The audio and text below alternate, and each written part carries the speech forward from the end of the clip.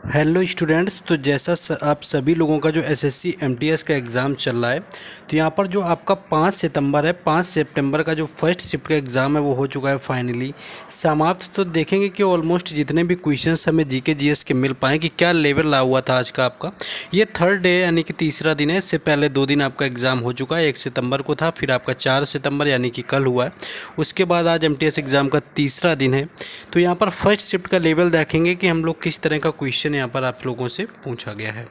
चलिए शुरू करते हैं। पहला जो एक आपका क्वेश्चन यहाँ पर देखने को मिला हुआ था वो यहाँ पर बुक से आया हुआ था। जैसा कि पता है कि हर शिफ्ट में 1 से 2 बुक जरूर पूछी जाती हैं। क्वेश्चन ये था कि आर के नारायण के द्वारा लिखी गई पुस्तक कौन सी है। आपसे ये पूछा गया था कि आर के नारायण के द्वारा लिखी गई पुस्तक कौन सी, यानी कि आर के नारायण की पुस्तक पूछी गई थी। अगर आर के नारायण की पुस्तक की बात करें तो इनकी कई सारी पुस्तकें, क्योंकि एग्जैक्ट ऑप्शन हमें नहीं मिल पाया कि क्या आपको ऑप्शन में दिया हुआ था। इनकी जो बुक हैं उनमें तो पहली तो आपकी एक होती है, देखिए, मालगुड़ी डेज कई बार पूछी गई, तो मालगुड़ी डेज आपका दिया हुआ था, तो राइट आंसर था। उसके बाद था the man eater of Malgudi, एक आपका ये थी the man eater of Malgudi. The guide इनकी काफ़ी फेमस किताब रही हुई है, आप ये भी याद रख लेना है।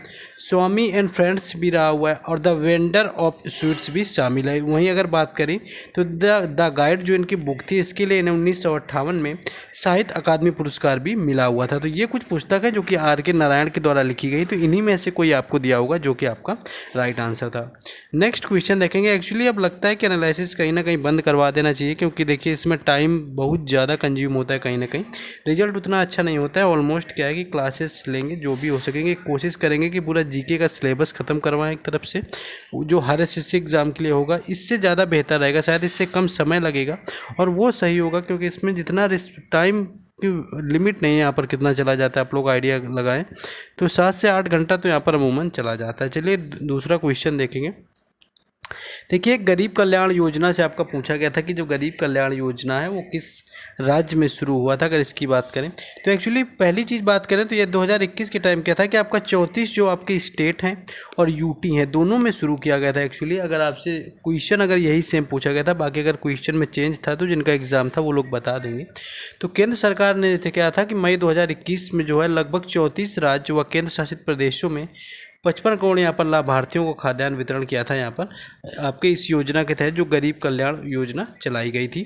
और बाकी बात करें तो 30 जून 2022 को ये जारी की गई थी। देखिए, बिहू का क्वेश्चन तो वो क्वेश्चन है कि अगर एसएससी का एग्ज़ाम और बिहू का क्वेश्चन ना पूछा जाए तो समझ लीजिए फिर एसएससी ने कुछ भी नहीं पूछा। तो बिहू पूछा गया था कि जो बिहू नृत्य है किस राज्य में किया जाता है। तो देखिए, अगर बिहू की बात करें तो बिहू जो नृत्य है वो मुख्यतः अप्रैल, पहला बात तो अप्रैल माह में किया जाता है, और अप्रैल के साथ बात करें तो ये असम राज्य से संबंधित है। कई बार तो ये पूछ लिया जाता है कि जो बिहू है वो एक साल में कितनी बार इसका आयोजन होता है। तो 3 बार इसका आयोजन किया जाता है बिहू का। आपका माघ बिहू होता है, आपका यहाँ पर माघ आता है जो आपका जनवरी के टाइम पर होता है, ठीक है। आपका रोंगली बिहू होता है, उसके बाद एक और आपका बिहू होता है। तो 3 तरह की बिहू जो है यहाँ पर इनका आयोजन किया जाता है। और बिहू नृत्य आपसे पूछ लिया जैसे सत्रिय नृत्य, वो तो आपका शास्त्रीय नृत्य है असम का, तो उसको भी याद रखेंगे। नेक्स्ट क्वेश्चन देखेंगे, लेकिन उससे पहले देखिए, एसएससी जो एग्ज़ाम की जीके जीएस होती है वो पूरी तरह कमिटेड होती है, यानी कहीं ना कहीं ये पहली बात तो पीवाईक्यू पर बेस्ड होती है। उसके बाद देखिए 2023 में जितने भी एग्ज़ाम एसएससी के हुए हैं, जिसमें कि एमटीएस 2022 है, सीजीएल 2023 है, सीएचएसएल 22 और 23, ये सभी हैं। इन शिफ्ट यानी कि एग्ज़ामों में जितनी भी शिफ्टें हुई हैं, सभी शिफ्टों में जितना भी जीके जीएस का क्वेश्चन पूछा गया, तो सभी जीके जीएस का क्वेश्चन विथ एक्स्ट्रा फैक्ट और एक्सपेक्टेड फैक्ट लगा करके हर एग्ज़ाम की अलग अलग पीडीएफ तैयार कर दी गई है, जो कि जीके जीएस के लिए बिल्कुल रामबाण है। क्योंकि जीके जीएस का बहुत सारा क्वेश्चन, आप 50% क्वेश्चन कहेंगे इससे ही पूछा जाता है। तो जिन लोगों को लेना है तो वो इस व्हाट्सएप नंबर पर कांटेक्ट कर सकते हैं। जिन लोगों ने अभी तक नहीं लिया है या जो नए लोग हैं वो वीडियो देख रहे हैं तो वो लोग ले सकते हैं। आपके एसएससी के हर एग्ज़ाम के लिए बहुत ही ज़्यादा बेनिफिशियल होगी। समझ लीजिए कि आपको इसके, अगर आपने जीके पहले से पढ़ी है तो आपको सिर्फ इससे रिवीजन करना है और बाकी कहीं से नहीं पढ़ना है। इसका जो चार्ज है वो आपका 59 रुपीज़ रखा गया। तो चलिए अपने टॉपिक में फिर से वापस आ जाएंगे हम लोग। नेक्स्ट क्वेश्चन ये पूछा गया था कि जो हेमा मालिनी है वो कौन से नृत्य से संबंधित है, यानी कि हेमा मालिनी का डांस पूछा गया था, जो कि अभिनेत्री हैं और राज्यसभा की सदस्य भी रह चुकी है। तो हेमा मालिनी की बात करें तो इन्हें ड्रीम गर्ल के नाम से भी जाना जाता है, ये भी याद रखना है, उपनाम भी याद रख लेंगे कि हेमा मालिनी को ड्रीम गर्ल कहा जाता है। और बॉलीवुड की जो ड्रीम गर्ल हैं ये भरतनाट्यम में के लिए जानी जाती है। और जहाँ तक देखिए भरतनाट्यम की बात करें तो ये तमिलनाडु का शास्त्रीय नृत्य होता है और भारत के कुल 8 शास्त्रीय नृत्य हैं जिनमें से भरतनाट्यम के लिए जानी जाती हैं, जो कि तमिलनाडु का शास्त्रीय नृत्य होता है। नेक्स्ट क्वेश्चन है गंगूबाई हंगल से कुछ क्वेश्चन था कि जो गंगूबाई हंगले हैं वो किस घराने से संबंधित हैं। देखिए गंगूबाई अगर हंगले की बात करें तो इनका जो जन्म है वो कर्नाटक के धारवाड़ जिले में हुआ था, जो कि तो ये आपको इनका कर्नाटक से आपका इनका जन्म होता है। इसके बाद क्या हुआ था कि देवदासी परंपरा वाले केवट परिवार में इनका जन्म हुआ था, तो आपका कर्नाटक का इनका घराना था। बाकी ऑप्शन एग्जैक्ट नहीं मिल पाए क्या था। बाकी अगर बात करें तो उन्हें संगीत में जीवन तक पहुंचाने के लिए एक अतुल्य संघर्ष किया, यानी कि संगीत से इनका संबंध रहा हुआ है गंगूबाई यहाँ पर हंगल का, जिनका जन्म जो है कर्नाटक राज्य से संबंधित रही हुई है। नेक्स्ट क्वेश्चन आगे देखेंगे।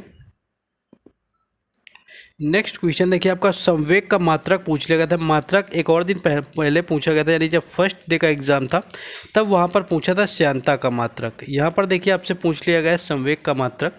संवेग की बात करें तो संवेग होता है P = mv। यहाँ पर देखिए m की बात करें तो m आपका किग्रा यानी कि किलोग्राम होता है, वेग आपका होता है मीटर पर सेकेंड यानी कि किग्रा मीटर पर सेकेंड जो है यहाँ पर हो जाएगा, जो कि SI मात्रक बनेगा संवेग का यानी कि ग्राम मीटर पर सेकेंड। और इसका क्योंकि जो फॉर्मूला होता है वो P = mv होता है, जहाँ पर m क्या है यहाँ पर द्रव्यमान है, v क्या है आपका वेग यानी वेलोसिटी है, p क्या है संवेग यानी कि मोमेंटम यहाँ पर दिया हुआ है।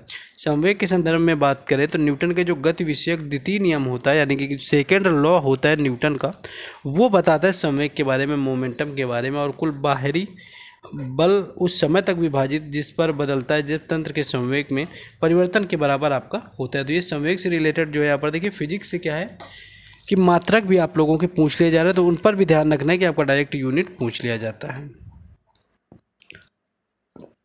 नेक्स्ट क्वेश्चन है विश्व भारती यूनिवर्सिटी का फाउंडर कौन है। अगर विश्व भारती अगर यानी कि जो आपका विश्वविद्यालय इसकी बात करें तो रविंद्रनाथ टैगोर इसका राइट आंसर हो जाएगा, जो कि विश्व भारती सोसाइटी की स्थापना इनके द्वारा की गई थी, यानी कि ये फाउंडर हैं।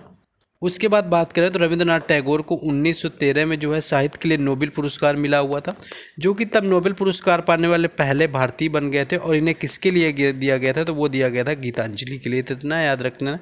बाकी अगर विश्व भारती की बात करें तो विश्व भारती विश्वविद्यालय एक सार्वजनिक अनुसंधान केंद्रीय विश्वविद्यालय और राष्ट्रीय महत्व का संस्थान है, और जो कि ये शांति निकेतन पश्चिम बंगाल में स्थित है। यानी कि शांति निकेतन की भी स्थापना कई बार आपसे पूछ ली जाती है, तो ये भी याद रखना है। जो शांति निकेतन की स्थापना वो की गई थी 1901 के टाइम में रविंद्रनाथ टैगोर के द्वारा, तो इसको भी जो है यहाँ पर याद करते हुए चलना है। फैक्ट देखिए जो रिलेटेड आपके क्वेश्चन पूछे जाते हैं वो मोस्टली क्वेश्चन रिलेट करके पूछ लिए जाते हैं। नेक्स्ट है कि बंगाल विभाजन किस वर्ष हुआ था। अगर बंगाल विभाजन की बात करें तो ये देखिए ये किया गया था लॉर्ड कर्जन के समय, यानी कि जो बंगाल विभाजन हुआ, अगर वायसराय कभी पूछा जाए तो उस समय लॉर्ड कर्जन थे। हुआ कब था, तो ये होता है 1905 में, 20 जुलाई को 1905 के अंतर्गत जो है बंगाल विभाजन किया गया था। लेकिन उसके बाद कुछ राजनीतिक विरोध हुआ था, जिसके बाद 1911 के अंदर क्या है कि बंगाल विभाजन जो था उसको रद्द कर दिया गया था, तो ये भी याद रखना है। तो इसको रद्द किया गया 1911 में, और बंगाल विभाजन जो था वो किया गया था 1905 में। तो ये आपको यहाँ पर याद रखना है। नेक्स्ट क्वेश्चन आगे देखेंगे। नेक्स्ट एक क्वेश्चन आपका सेफ पूछा गया था कि जो आपका एक्चुअली आपका सेफ ये होता है वो उसमें ई बना हुआ टाइपिंग रहता है। सेफ जो होता है SAFF जो होता है 2023 किस शहर में आयोजित हुआ था। देखिए इसका होस्ट पूछा गया था आपका शहर, तो ये बेंगलुरु राइट आंसर था, यानी कि कर्नाटक के बेंगलुरु में सेफ 2023 का आयोजन हुआ, जो कि दक्षिण एशियाई फुटबॉल महासंघ चैंपियनशिप 2023 हुआ था, जिसमें कि कुवैत को हराकर अपना खिताब जीता हुआ था। ठीक है, तो इसमें कुवैत को हराया हुआ था दक्षिण एशिया। तो ये आपका जो फुटबॉल महासंघ था इसका आयोजन पूछा गया था, तो ये आपका हुआ था बेंगलुरु के अंदर। इसका विजेता रहा हुआ था भारत, उप विजेता रहा हुआ था, जो आपको अभी बताया कि उप विजेता जो है वो कुवैत रहा हुआ था। तो ये क्वेश्चन आपका पूछा गया था स्पोर्ट्स से, जो कि करंट का क्वेश्चन था। नेक्स्ट क्वेश्चन है कि महिला बॉक्सिंग चैंपियनशिप में भारत ने कितने स्वर्ण पदक जीते। तो अगर महिला विश्व बॉक्सिंग चैंपियनशिप की बात करें तो भारत को कुल 4 स्वर्ण पदक मिले, यानी कि 4 यहाँ पर, यानी कि 4 गोल्ड मेडल राइट आंसर हो जाएगा। तो यहाँ और बाकी भारतीय मुक्केबाजों ने 48, 50, 75 और 81 किलोग्राम भागों में स्वर्ण पदक अपने नाम किए हुए थे। ये कैटेगरी 48, 50, 75 और 81 जो कैटेगरी था, इसमें जीता हुआ था 4 गोल्ड मेडल। तो गोल्ड मेडल टोटल पूछे गए थे, स्वर्ण पदक तो उनकी संख्या जो रही हुई थी वो 4 यानी कि 4 रही हुई थी, जो कि पूछा गया था।